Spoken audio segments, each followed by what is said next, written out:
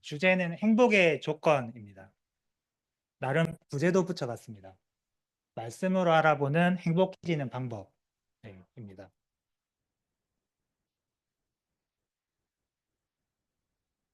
네. 첫 번, 포인트는 두 가지인데요. 첫 번째 포인트는 말씀을 통해 자존감 키우기입니다. 어, 자존감과 비슷한 말이 있죠. 뭐죠? 자존감하고 비슷한. 음, 맞는데 제가 원하는 답은 아닙니다. 네, 자존심이라는 말이 있죠. 네. 그거와 좀 비교해서 이제 제가 정의를 좀 내리고 싶은데요. 네이버 사전 캡처한 건데, 자존심은 뭐라고 되어 있죠? 남에게 굽히지 아니하고 자신의 품위를 스스로 지키는 마음이라고 되어 있습니다. 그에 반해서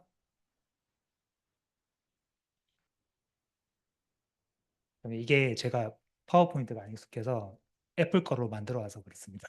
제가 파워포인트는 못 쓰겠더라고요. 그래서 자존감은 스스로 품위를 지키고 자기를 존중하는 마음이라고 되어 있습니다. 여기서 알 수 있는 건 뭐죠? 그러니까 자존심이라는 건 남의 평가에 영향을 받는 것이고 자존감이라는 건 자기의 내면을 이해하는 것이라고 볼 수 있습니다. 정신적으로 행복해지기 위해서나 영적 건강을 위해서는 자존심을 지키면서 살기보다는 자존감을 가지고 사는 게 좋겠죠. 근데 제 나름 인생을 살아본 사람으로서 제 경험상으로는 정말 많은 사람들이 이렇게 자존감을 가지면서 살기보다는 자존심을 지키면서 살려고 하는 것 같습니다. 또 요즘은 특히 SNS와 유튜브의 시대잖아요. 그래서 안 그래도 우리는 서로 비교하기를 좋아하는 사람들인데 예전에는 뭐 내 친구, 내 옆집, 앞집, 내 친척 이렇게 내 주위 사람들과만 비교를 했다면 요즘은 전국, 뭐 전 세계 사람들과 자기를 비교를 하게 됩니다. 왜 남들은 맨날 여행 다니고 좋은 데 다니고 좋은 거 먹고 다니는데 난 왜 이렇지? 쟤는 나보다 못 나갔던 애인데 되게 잘 사네? 잘 나가네? 뭐 이런 식으로 비교를 많이 하게 되죠. 제 개인적인 의견이지만 SNS라는 게 좀 우리의 비교하는 심리를 좀 최대로 부추기는 것 같습니다. 이렇게 갈수록 좀 자존감을 가지고 살기 어렵고 좀 행복감을 느끼기 어려운 시대에서 어떻게 해야 자존감을 찾을 수 있을까? 그래서 같이 고민해 보고 싶습니다. 몇 가지 말씀을 보면서 그 해답을 같이 찾아보겠습니다. 에베소서 2장 10절인데요. 우리는 하나님의 작품입니다. 선한 일을 하게 하시려고 하나님께서 그리스도 예수 안에서 우리를 만드셨습니다. 하나님께서 이렇게 미리 준비하신 것은 우리가 선한 일을 하며 살아가게 하시려는 것입니다. 이 말씀에서 느낄 수 있는 것은 어떤 걸까요? 우리 개개인은 이 세상에 어쩌다가 뭐 나왔거나 뭐 실패작이거나 그런 게 아니라 하나님의 작품이라고 되어 있죠. 우리는 모두 하나님의 작품입니다. 어쩔 수 없이 이 세상을 살다 보면은 내가 가치 없는 존재라는 생각이 많이 들 때가 있습니다. 그러나 그거는 진리가 아닙니다. 하나님은 우리 각자를 개인적으로 부르셨고 개인적으로 관계하기를 원하십니다. 하나님은 우리 각자를 원 오브 댐이 아니라 하나, 하나뿐인 나로 부르셨다는 걸 기억하셨으면 좋겠습니다.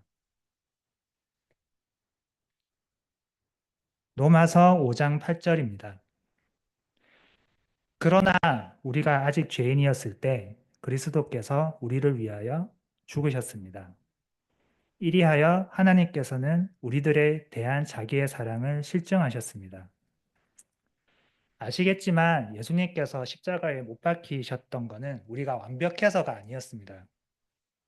내가 완벽하지 않고 잘하지 않아도 하나님은 먼저 우리를 사랑하시는 분입니다. 사람은 어쩔 수 없이 기브 앤 테이크를 원하게 되죠. 저 사람은 주는 걸 되게 좋아하는 것 같다 해도 결국은 기브 앤 테이크를 원하게 됩니다. 하지만 하나님의 사랑에는 조건이 없다는 걸 기억했으면 좋겠습니다.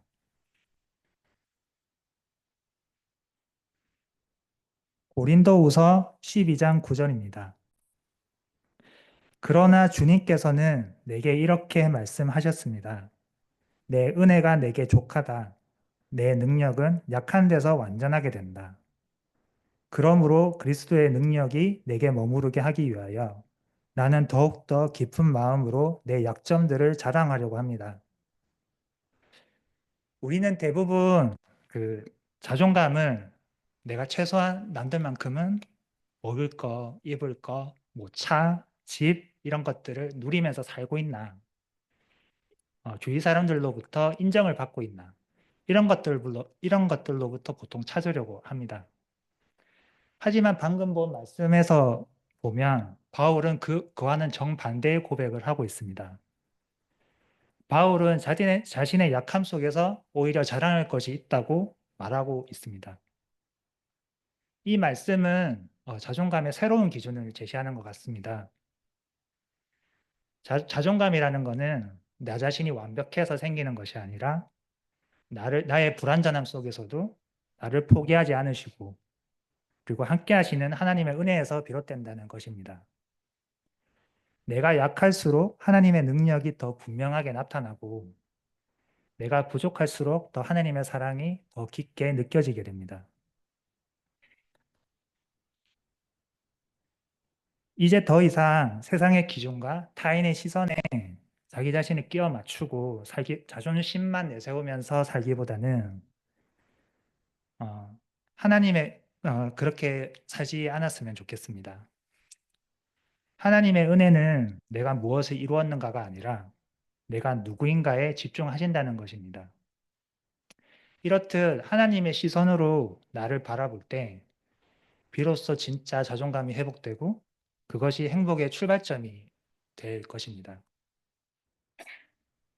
자, 벌써 포인트 첫 번째 끝입니다. 두 번째 포인트입니다. 불행을 인정하고 하나님께 맡기기. 이렇게 두 번째 포인트인데요. 어, 좀 의아하실 수도 있습니다. 행복의 조건이 주제인데 왜 불행을 인정하라고 하냐?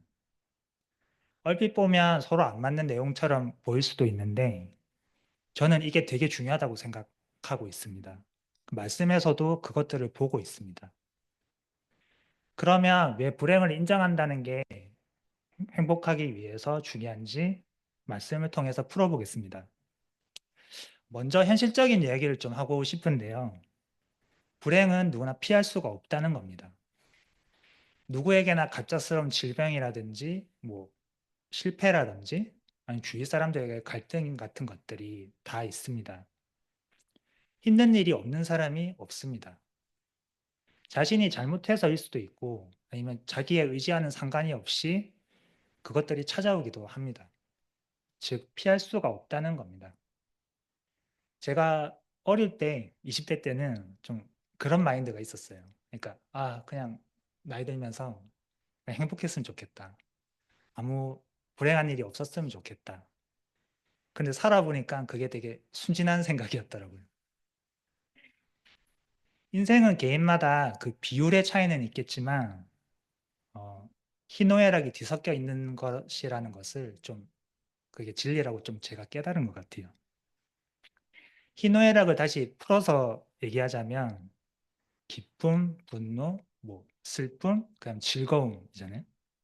그런 것들이 섞여서 공존하는 게 우리 삶이라는 건데 가만히 생각해 보면 이제 그 분노나 슬픔이 있기 때문에 기쁨과 행복이 있는 것이지 기쁨과 즐거움이 가득하다는 건 있을 수도 없고 설령 있다 하더라도 그걸 좋다고 느낄 수가 있을까요? 그거는 생각만 해도 너무 밋밋하고 좀 재미없는 삶인 것 같습니다.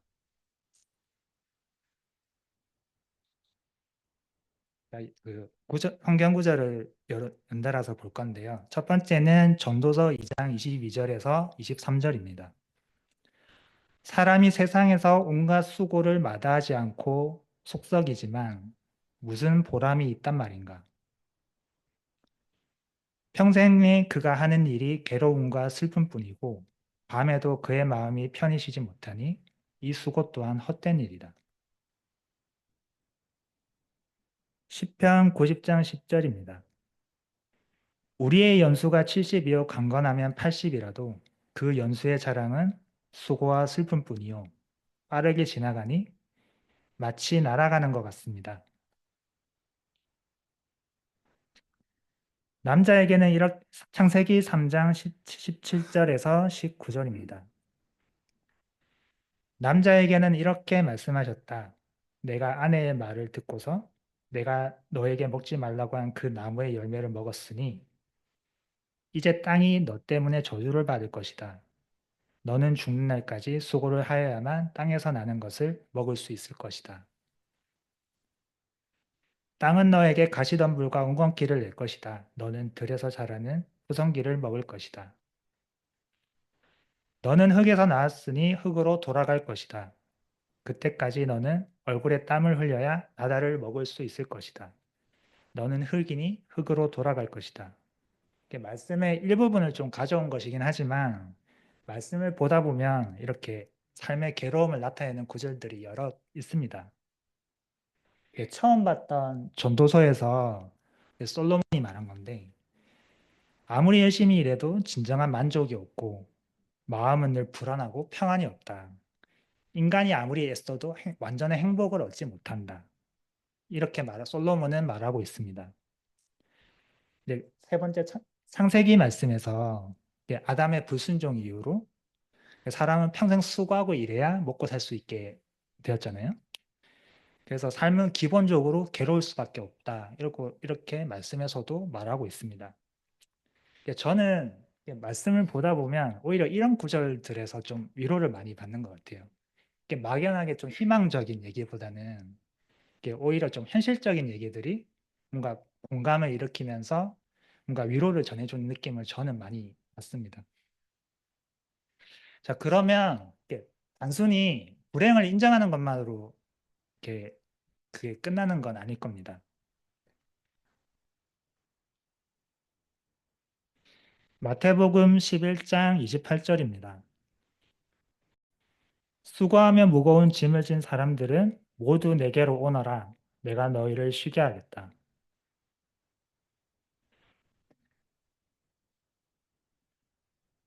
여러분의 걱정을 모두 하나님께 맡기십시오. 하나님께서는 여러분을 돌보고 계십니다. 베드로전서 5장 7절이었습니다. 지금 봤던 이 말씀들에서 볼 수 있는 것처럼 하나님께서 원하시는 것은 불행을 부정하는 것이 아니라 그것을 인정하고 하나님께 맡기는 것입니다.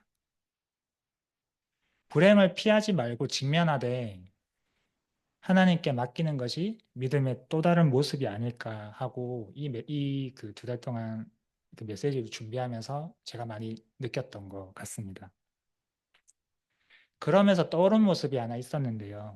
바로 그 예수님께서 그 십자가에 못 박히시기 전에 괴로워하시면서 하나님께 기도하던 그 모습입니다. 예수님께서도 이제 그 인간적인 고통을 이렇게 느끼신 거잖아요. 근데 그 고통 속에는 하나님께 의지하는 그 믿음이 있었던 것 같습니다. 우리도 예수님의 모습을 보고 힘들 때일수록 하나님께 의지하는 믿음을 가졌으면 좋겠습니다.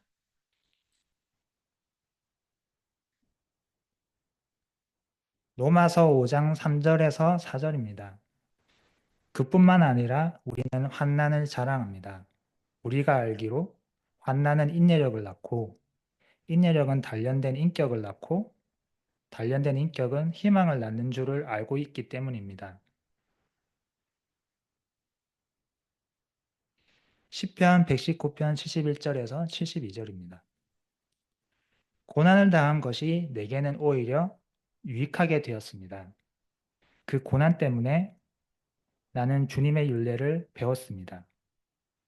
주님께서 나에게 친히 알려주신 그 법이 천만 금은보다 더 귀합니다. 마무리하겠습니다. 좀 짧죠? 저도 하면서 좀 짧다 해서